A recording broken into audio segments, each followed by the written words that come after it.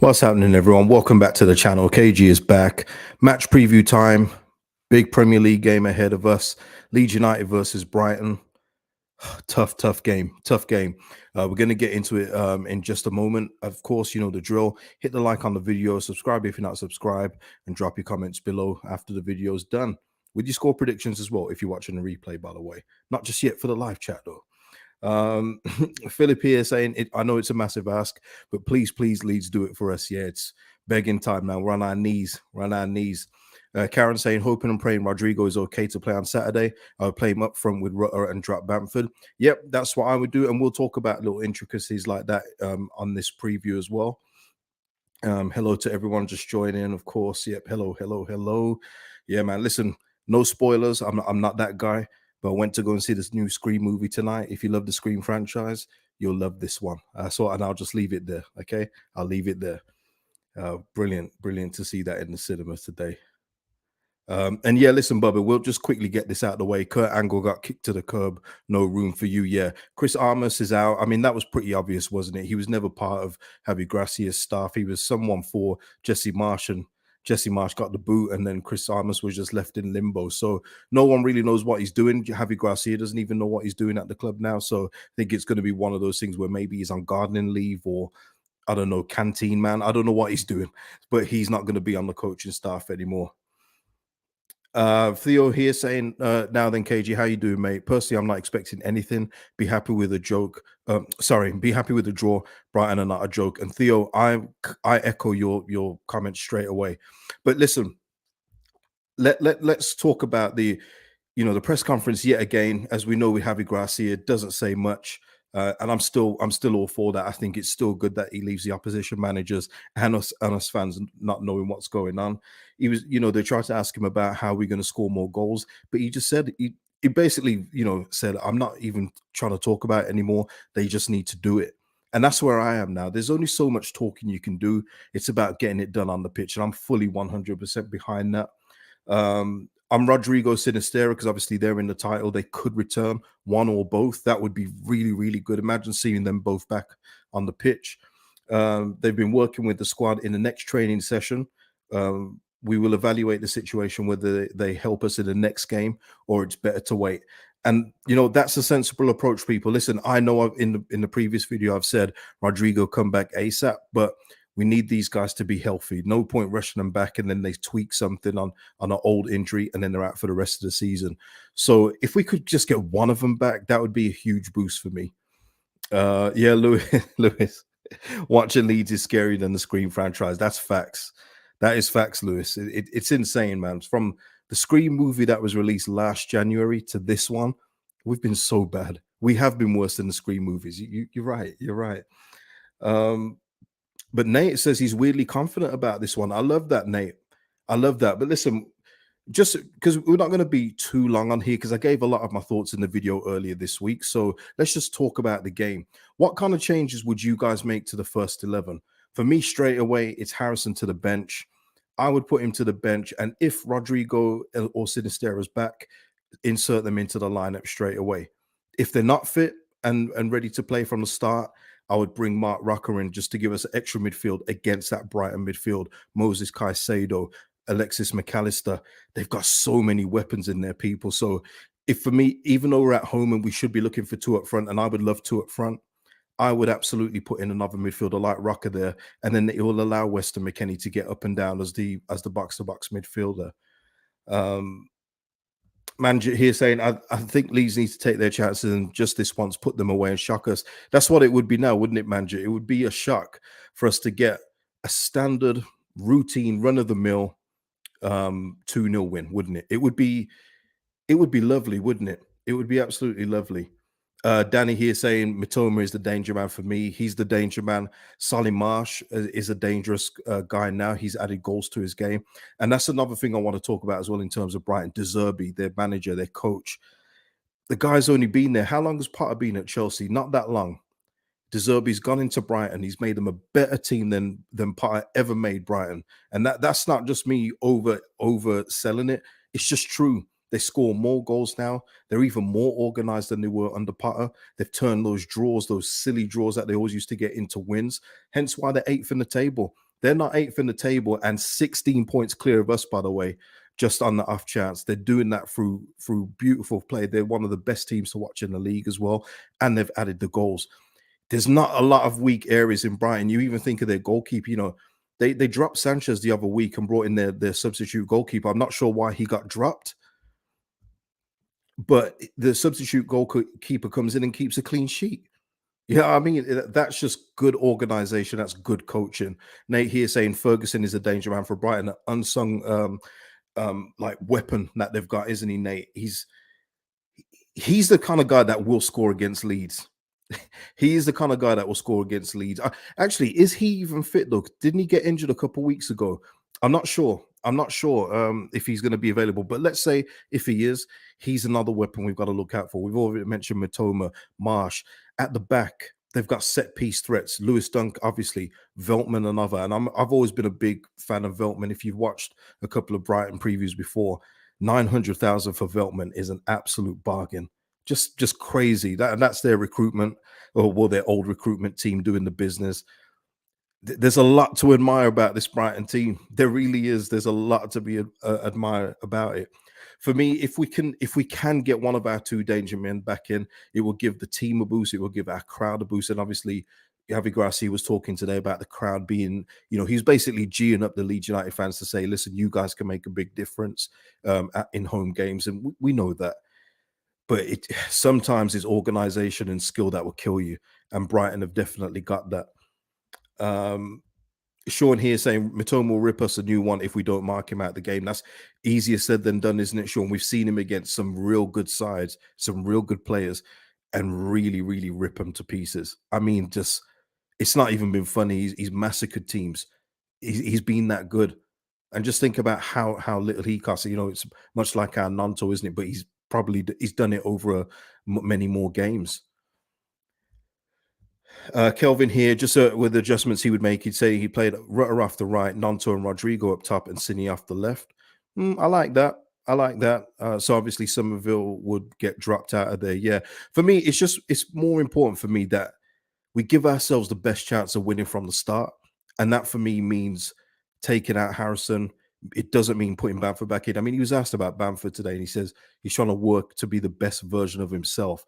Man, when you read between the lines, you know what that means, people. You know exactly what that means. So, yeah, for me, it wouldn't hurt against this Brighton team to put Rucker in if Sinisterra or Rodrigo's out. But if either one of them are fit, stick them in, drop Harrison to the bench, and maybe even Aronson as well. If he would be the next one that I would take out if both of them are 100% fit.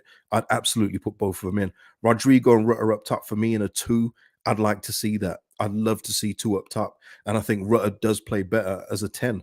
You saw what he likes to do. He likes to drift in off the flanks and let off a shot. He's not your out and out number 9. And we all knew that, didn't we? So if we can get Rodrigo back just finishing the chances like he was earlier this season before his injury, it gives us a much better chance of getting something out of the game.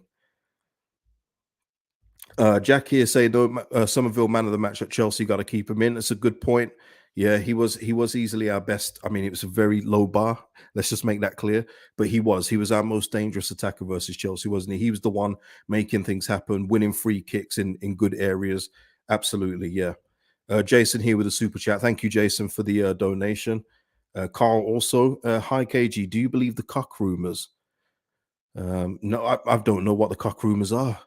Have I missed something? Let me know in the chat if I've missed anything. I haven't really been on social media today, people. So besides the Zerbi's besides Gracia's press conference, I haven't seen anything, I'm afraid.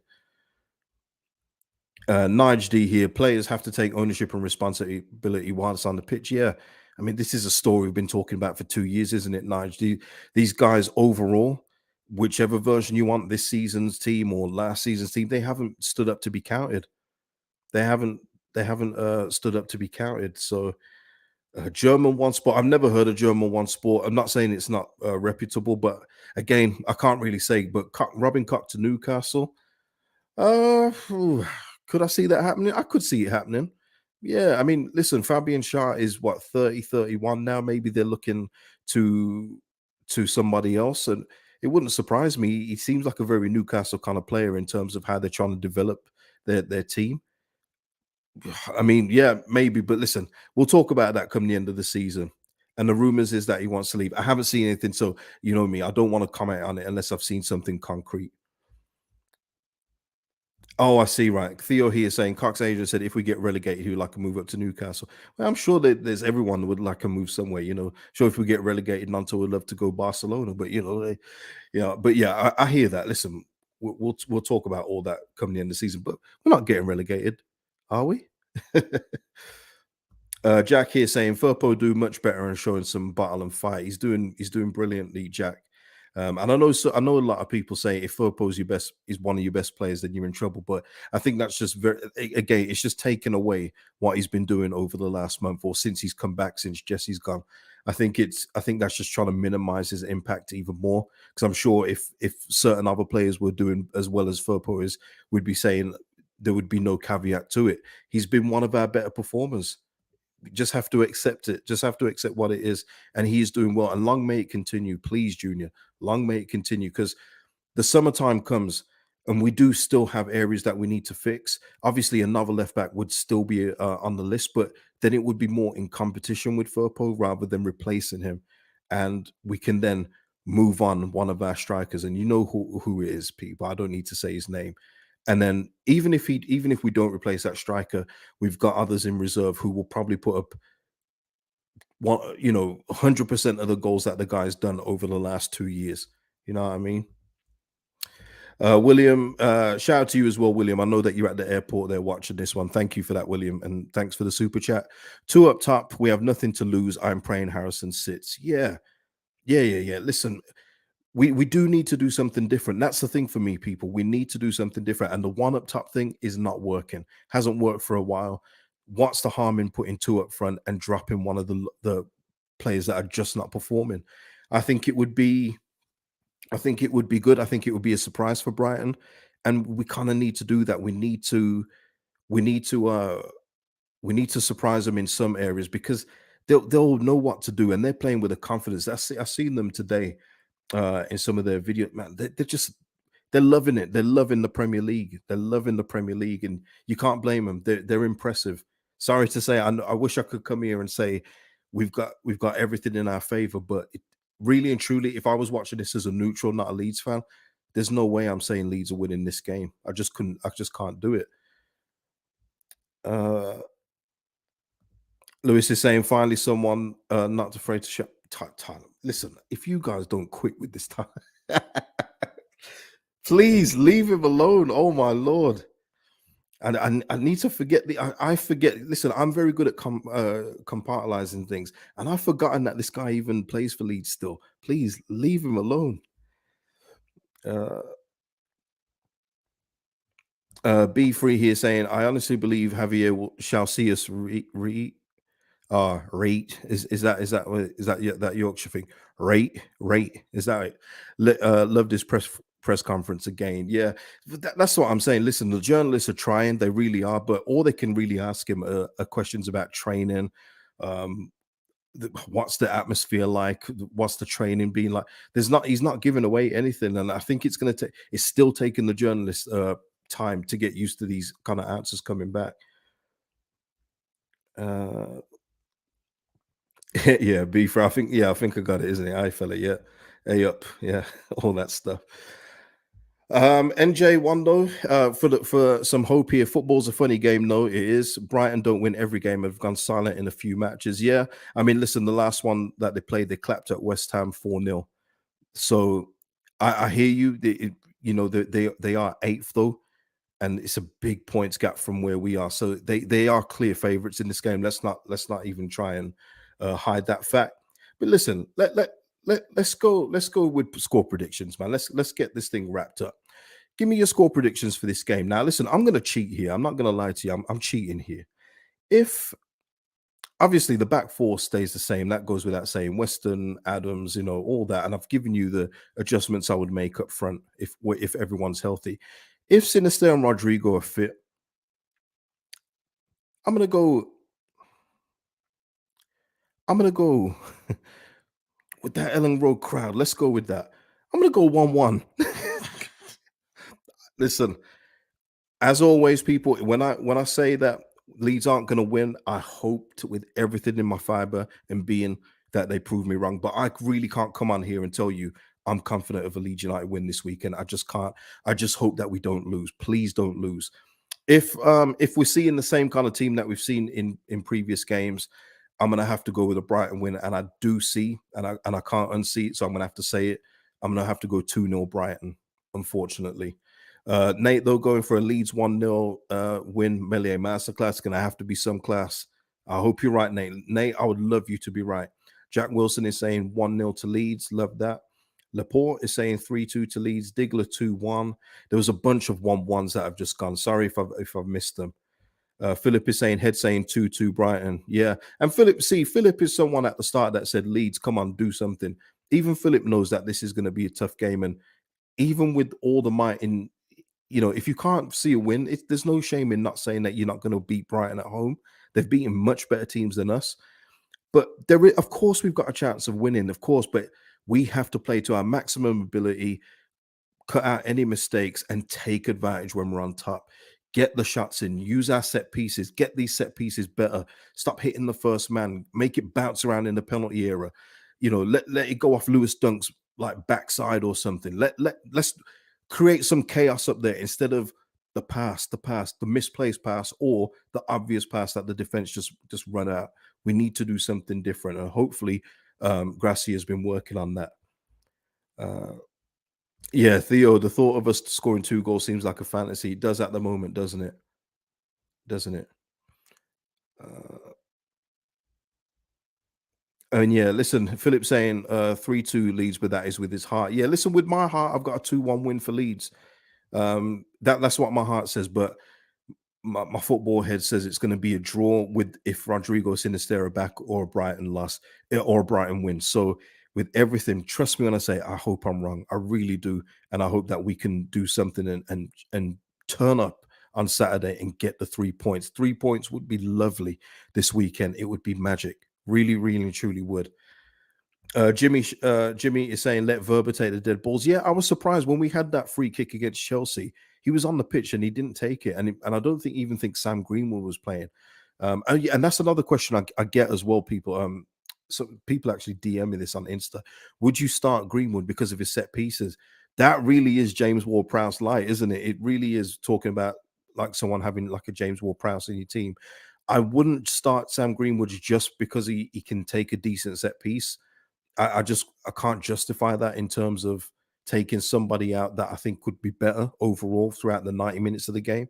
So no, I wouldn't. I would just hope that maybe Rucker can perfect his set pieces, or whoever else is on the pitch that takes them and just can be better. So yeah, I wouldn't start Greenwood just because of that. Yeah, Lee CZ, that's the aim of the game, isn't it? 3 points and watch a match of the day will be amazing. Yeah, it's not fun when you lose and watch match of the day. Really isn't. Really isn't. But listen, people, I'm going to leave it there. I have already set the match reaction, so set your reminder for that. I'll be back straight after the game. Hopefully, we're doing something. We're celebrating something. Please do this for me, Leeds. Leeds, can you do something for me? Come on, please do something for us. Hit the likes on the video. Drop your comments. Drop your score predictions on the video. Subscribe to the channel, and I will see you Saturday, people. Peace out.